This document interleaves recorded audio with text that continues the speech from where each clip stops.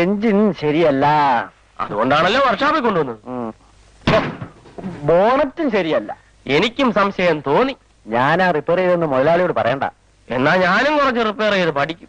ധൈര്യമായിട്ട് മുന്നോട്ട് പോയിക്കോ. അങ്ങനെയല്ലേ പണി പഠിക്കുക. ആ കാലമാടം വരുവാണെങ്കിൽ ഞാൻ പറയാം.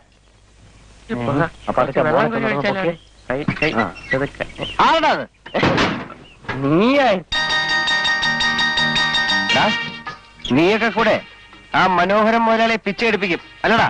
ഓ പിന്നെ, നീ റിപ്പയർ ചെയ്ത കാറിന്റെ ഓണറേ തലയ്ക്ക് വെളിയില്ലാതെ നടക്കുക.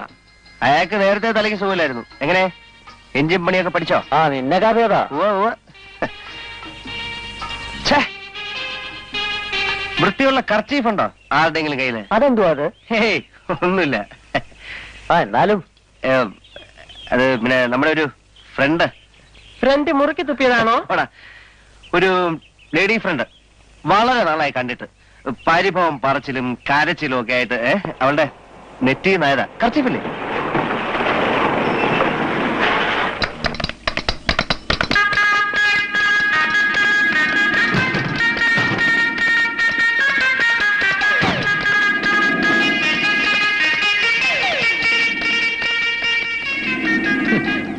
രാവിലെ ഒരു ജോലിയും ചെയ്യരുത്.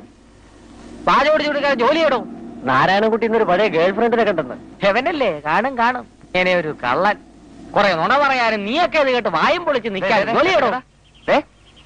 എനിക്ക് മെക്കാനിക്കിന്റെ പണി അറിഞ്ഞുകൂടെന്ന് പറയാൻ ചുക്കില്ല. പക്ഷെ ലേഡീസിന്റെ വിഷയത്തിൽ നാരായണൻകുട്ടി ഒരു എക്സ്പെർട്ടാ. എക്സ്പെർട്ട്. മുറിയിലോട്ട് വാ.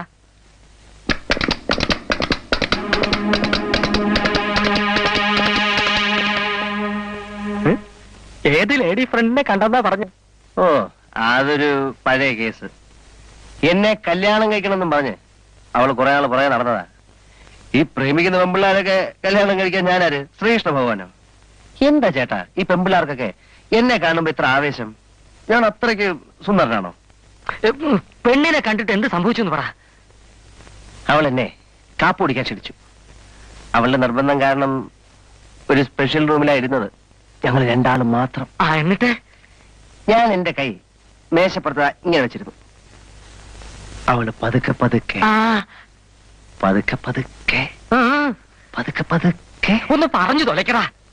അവളുടെ കൈ കൊണ്ടുവന്ന് എന്റെ കയ്യിലൊറ്റ പിടുത്തം. മേലാകെ കുളിര് കോരിയിട്ട് കേട്ടാ. പക്ഷെ ഈ പാവങ്ങളെ ഞാൻ ചതിക്കില്ല. എടാ മോനെ, ഈ കഥകളൊക്കെ പുറത്തു കേൾക്കുന്നില്ലേ കുറെ മെക്കാനിക്ക് വിട്ടികൾ? അവന്മാരോട് പറ. എന്റെ അടുത്ത് വേണ്ട. എല്ലേ രസികന്മാരോട് കഥ പറയുമ്പോ എന്നെ വേണം തൊഴിക്കാൻ. എന്ത്? വാ.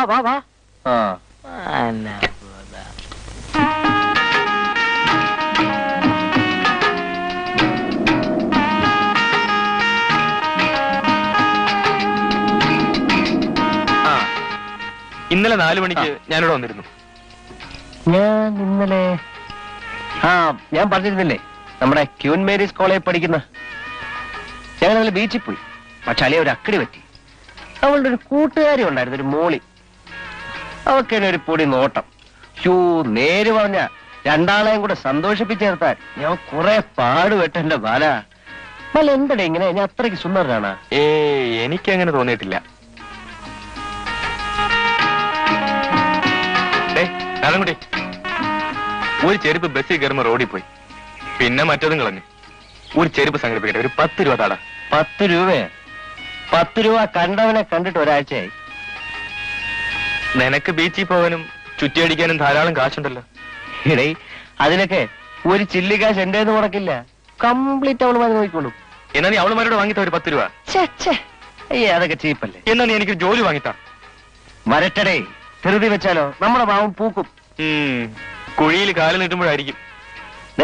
നീ ഹോട്ടലിൽ പോകുന്നില്ലേ? ചെല്ലേ, വൈകുന്നേരം വാ. അപ്പൊ രൂപ വല്ലോ ഒക്കെ നോക്കട്ടെ. നീ തടിപ്പിക്കളയരുത്, ഞാൻ വരില്ലേ.